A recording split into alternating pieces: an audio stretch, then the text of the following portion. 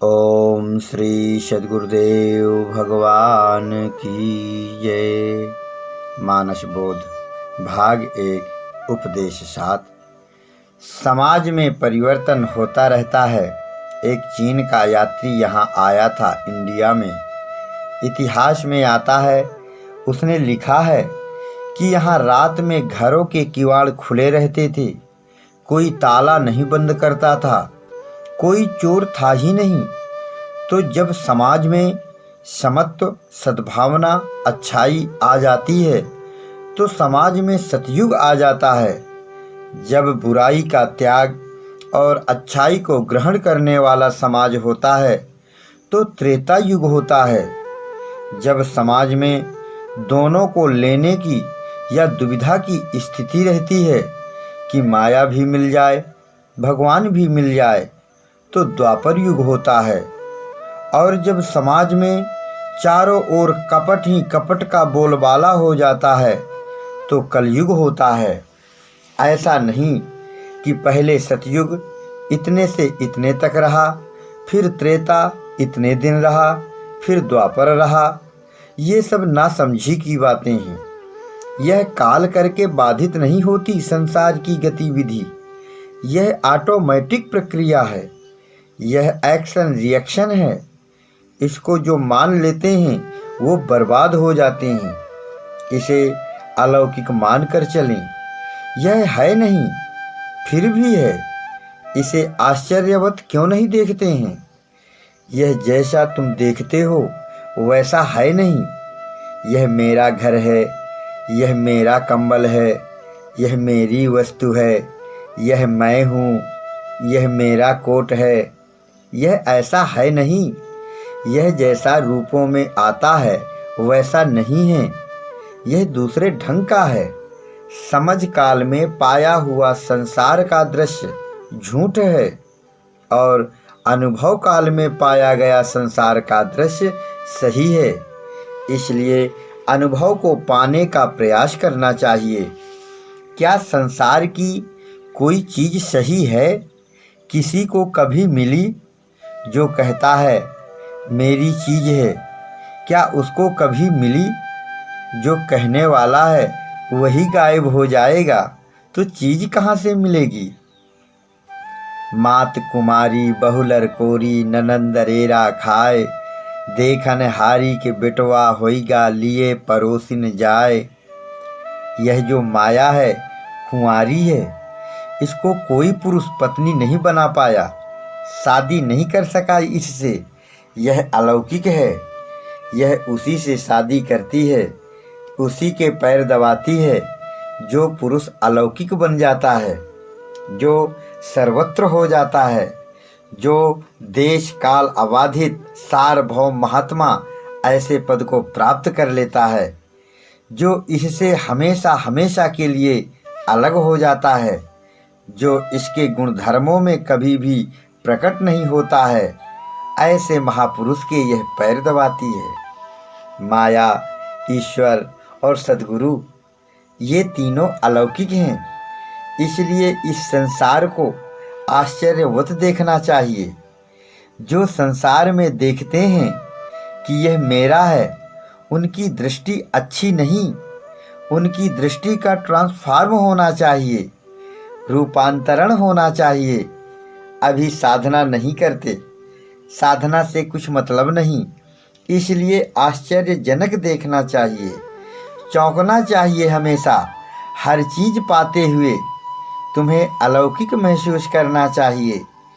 देखते हुए हर चीज को अनदेखा बनाना चाहिए। ऐसा हम बता रहे हैं, समझ में नहीं आ रहा है, समझ से परे की बात है।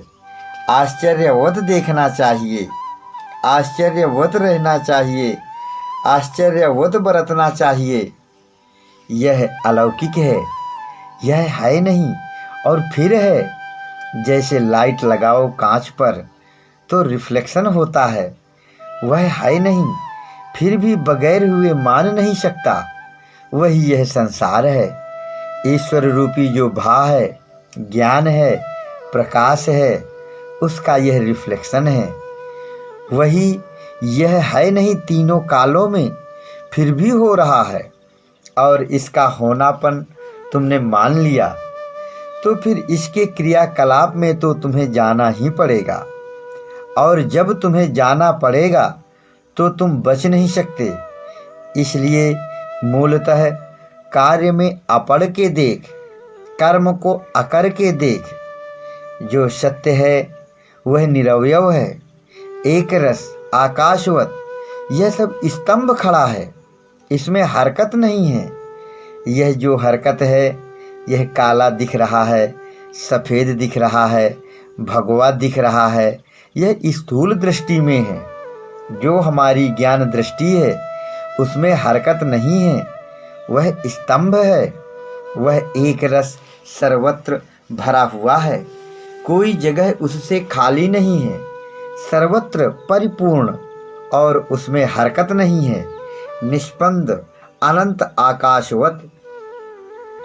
ओम पूर्णमदः पूर्णमिदं पूर्णात् पूर्णमुदच्यते पूर्णस्य पूर्णमादाय पूर्णमेवावशिष्यते। तुम्हारा स्वरूप यह है, इसको पाना है, इसमें रुकना है, इसमें डटना है। तो फिर डटते डटते डट जाओ, झगड़ा करो, रो गाओ। और ऐसे नहीं कि नियम अपना कर लिया और बैठ गए, ऐसे नहीं। जब डटेंगे तब यह कथा पोथी भागवत रामायण महाभारत ये सब काम करेगी, ऐसे नहीं काम चलेगा। और इसमें बड़ी कलाबाजी है। कदम कदम पर ज्यों-ज्यों हम ऊपर चढ़ेंगे त्यों-त्यों बदलता चला जाएगा। एक अवस्था में यह रूप रहा, दूसरी में फिर बदलकर यह हो गया, तीसरे में फिर यह हो गया। और इसकी अंदर से एडजस्टिंग होना चाहिए। यह कला बुद्धि में समझने से नहीं होगी, बुद्धि में चेतन का प्रतिबिंब पड़ना चाहिए, तब वह हमारे यहाँ काम करेगी। ऋतंभरा तत्व प्रज्ञा, बुद्धि हमारी रित में भर गई। रित कहते हैं सत्य को। जब उसमें चेतन का प्रतिबिंब पड़ गया, गर्भाधान हो गया, तब वह काम करेगी और होना चाहिए। वही अलौकिकता है, वही नशा है, वही आवेश है।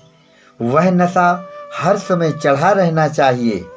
तो इस तरीके से आगे पीछे जो हम बताते हैं समझकर चलना चाहिए। और पिटी पिटाई बातों से कुछ होता जाता नहीं है। निम्न श्रेणी की बातें हैं, पहली भूमिका की बातें हैं, दूसरी भूमिका की बातें हैं, तीसरी भूमिका की बातें हैं, चौथी भूमिका में यह नहीं रह जाएगा। जागृत अवस्था स्वप्न अवस्था में नहीं रह जाएगी। स्वप्न से जब सुसुप्ति में जाएंगे तो स्वप्न नहीं रह जाएगी। तुरिया में जाने पर सुसुप्ति नहीं रहेगी। तुरियातीत में जब पहुंच जाएंगे तो तुरिया नहीं रह जाएगी। इस प्रकार से इनको सबको रूपांतर करते चलते हैं।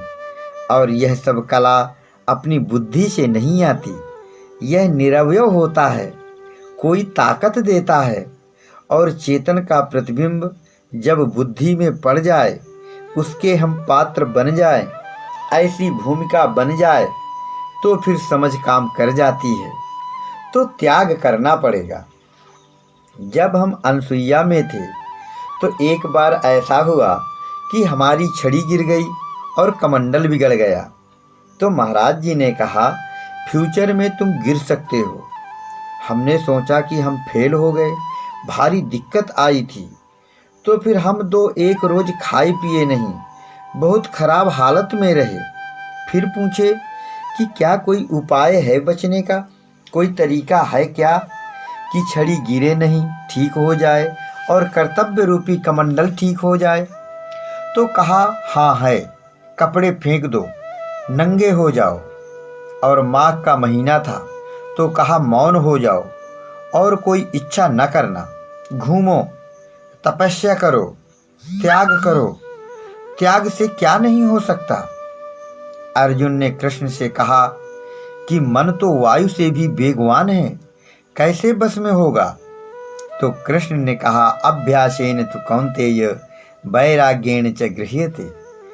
अभ्यास करो, अभ्यास से क्या नहीं हो सकता। हंगर स्ट्राइक कर दो कि हम मर जाएंगे, कट जाएंगे, तो फिर जल्दी से सप्लाई होगी। भगवान के यहाँ भी ऐसा चलता है, त्याग करो। हाँ, तो किसी ने बताया था कि चित्रकूट की 84 कोस की परिक्रमा की जाती है, तो हमने सोचा यही ठीक रहेगा। ठंडी ठंडी 2 महीना घूमने में तबीयत भी मस्त हो जाएगी और ठीक रहेगा। तो कपड़ा फेंक दिए और निकल पड़े। हम फिर गए चित्रकूट से सूरज कुंड, फिर नांदी, फिर राजापुर, फिर मानिकपुर, फिर धारकुंडी, फिर सुतीक्षण आश्रम आ गए। 2 महीने लगे। कोई ले जाए, धूनी लगा दे तो रात में तापते, दिन में खा पी ले जो मिले, नहीं तो कोई न ले जाए तो पेड़ के नीचे पड़े रहते, पुआल वगैरह में पड़े रहते।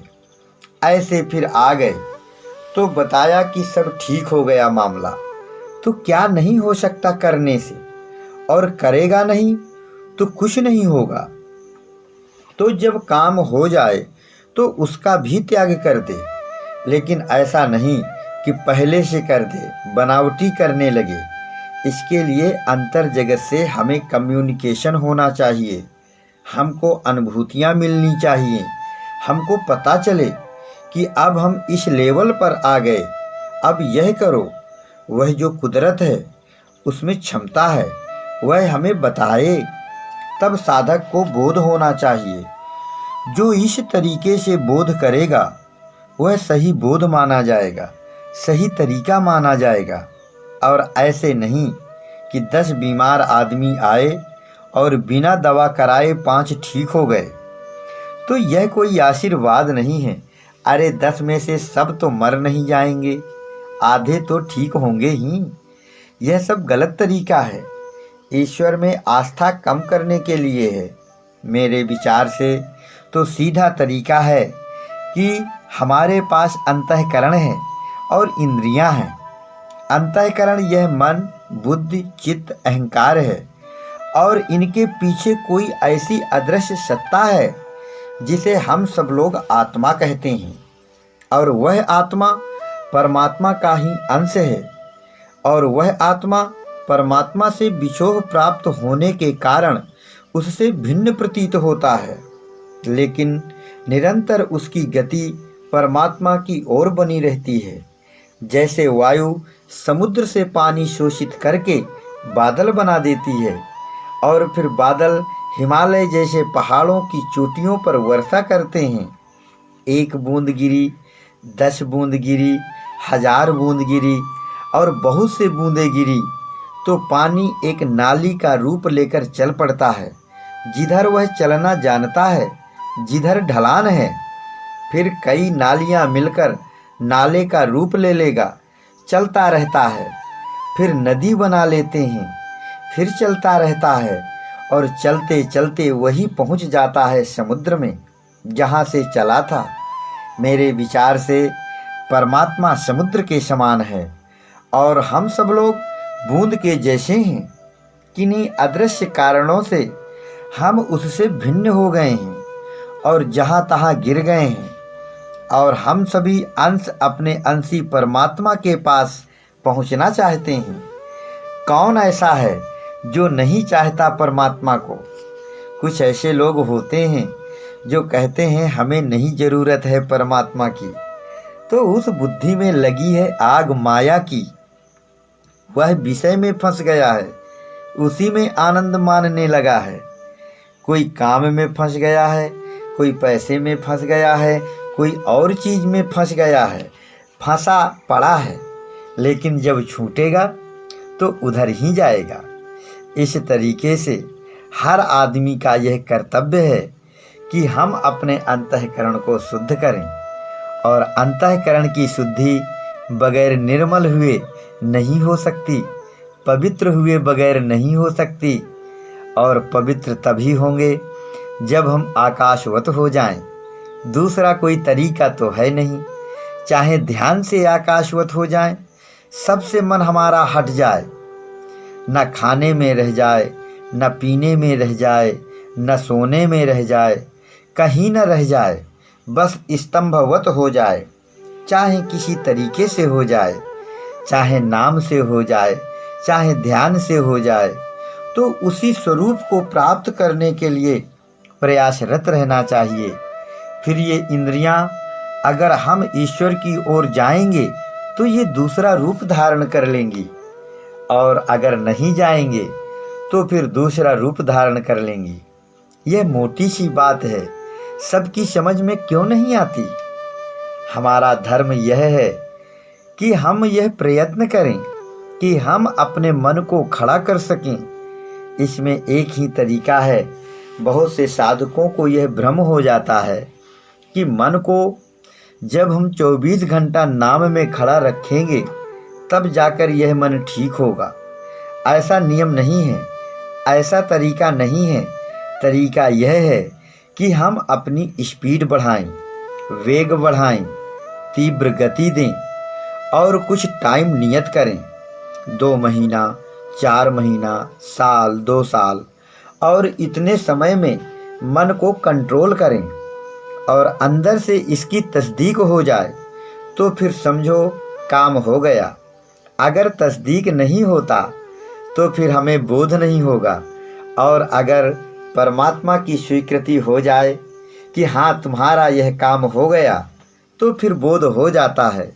फिर यह सब दुनिया रहती है और वह दुनिया से अलग हो जाता है। फिर वह जीवित रहता है और जीवन मुक्त रहता है, वह जीवन मुक्त कहलाता है। तो इस तरीके से उस स्थिति को पाना है, और मरने से मुक्त नहीं होता, मरने से तो फिर पैदा होना पड़ेगा। इसी शरीर में रहते रहते इस लिमिट को पार करना है, इस नियमावली को पार करना है। इसलिए जब तक यह जीवन है इसी में इसको पार करना है। संतो जीवत की करो आशा, मरे मुक्त गुरु कहे स्वार्थी झूठा दे विश्वासा। और उसमें सहयोग परमात्मा का मिलना चाहिए।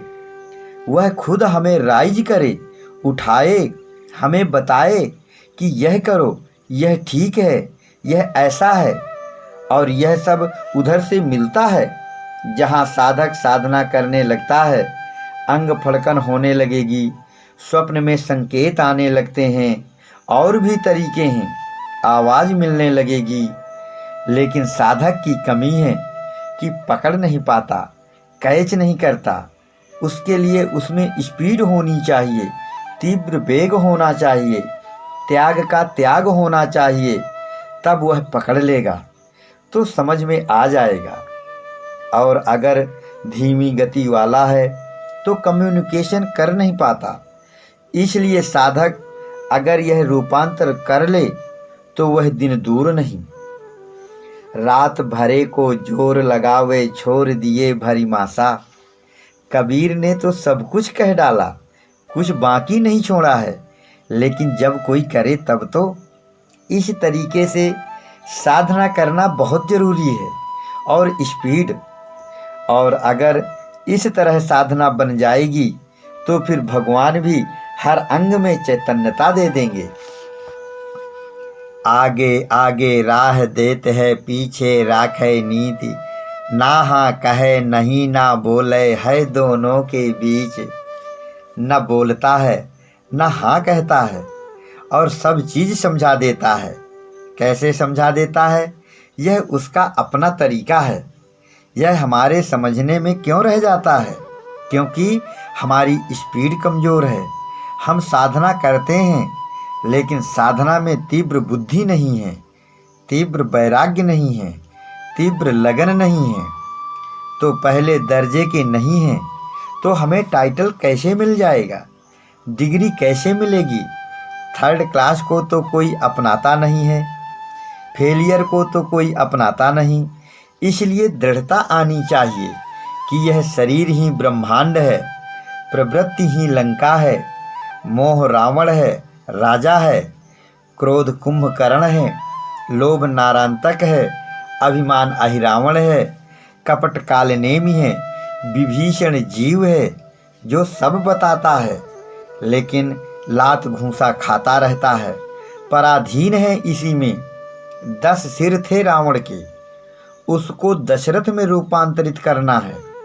10 दिशाओं में हम अर्थ में हो जाएं, परमात्मा रूपी अर्थ में हो जाएं, तो रावण खत्म होने लगेगा, दशरथ बनने लगेगा। बस ऐसे शुरू हो जाएगा तो खाका बन जाएगा। अब झगड़ा होगा तो राम जो है रावण को मारेगा।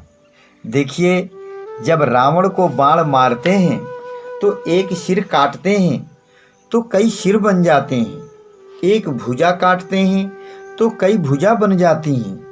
एक बूंद खून गिरता है तो कई रावण पैदा हो जाते हैं। इसका मतलब है कि अगर एक चिंतन मन में हो जाए, काम का हो जाए, क्रोध का हो जाए, लोभ का हो जाए, तो हजारों संकल्प तैयार हो जाते हैं एक ही चीज के। एक स्त्री को याद कर ले कोई विषयी आदमी तो वह रात भर उसे सोने नहीं देगी। संकल्पों संकल्पों के ढेर लग जाएंगे। इतना ही तो लिखा है गोस्वामी जी ने। और क्या लिखा है? सत्य का निवास आकाश में है और आकाश हमारी नाभि में है। ऐसे रावण नहीं मरेगा। जब हम आकाशवत हो जाएं, ऐसे नहीं मरेगा। समुद्र के इस पार से जब हम लंका में प्रवेश कर जाएं, तो यह कैसे हो?